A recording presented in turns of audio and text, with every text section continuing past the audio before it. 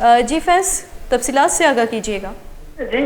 مستونگ میں سردی کا سیزن شروع ہوتے ہی گیس پریشر میں انتہائی زیادہ کمی ہو گئی ہے، اور ساتھ ساتھ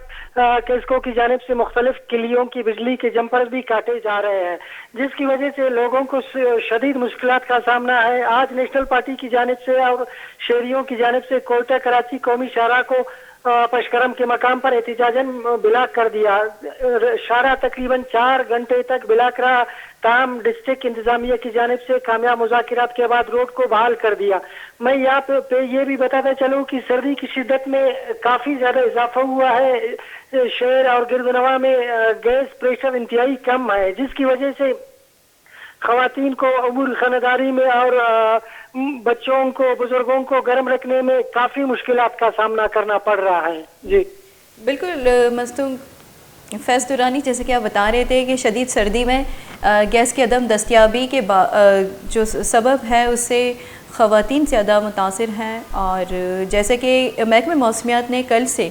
برفباری اور بارشوں کا سلسلہ جاری رہنے کی پیشگوئی کی ہے، اس حوالے سے کوئی اقدامات لی گئی ہے؟ جی، اس حوالے سے تو ابھی تک کوئی اقدام نظر نہیں آ رہا ہے کہیں پہ بھی کہ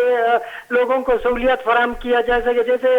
گیس کا مسئلہ ہے، جو کا تو ہے، کافی ٹائم سے کچھ عرصہ پہلے بھی خواتین روڈ پہ نکلے تھے اور احتجاج کیا تھا، گیس کا پریشر کچھ بحال ہوا تھا، تاہم یہ کچھ دنوں سے ایک بار پھر گیس پریشر کم کر دی گئی ہے۔ اور ستم فریسی تو یہ ہے کہ جو ہمارے سٹی کے اندر مختلف کلیاں ہیں، کیسکو کی جانب سے بل ریکوری کے نام پہ پورے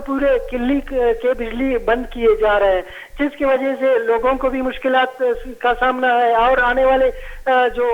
بارش اور برفباری کی پیشن گوئی ہے اس حوالے سے بھی لوگوں کو ظاہر ہے مزید مشکلات کا سامنا کرنا پڑے گا۔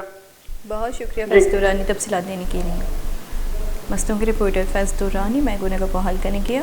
چونکہ مستونگ کشگری سارتی ترند باس ترند بتک چرشی سبب استی گیس ہم نبو اگے وجہ چے مردم سک